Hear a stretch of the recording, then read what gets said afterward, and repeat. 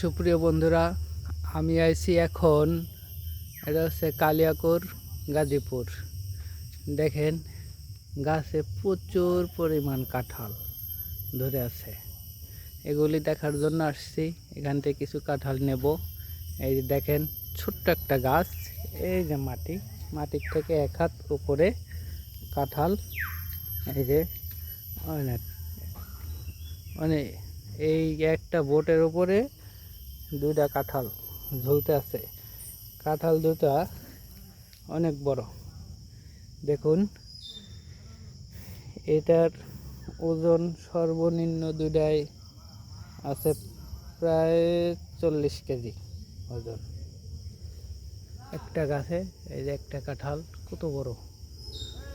এই দেখুন কত কাঁঠাল।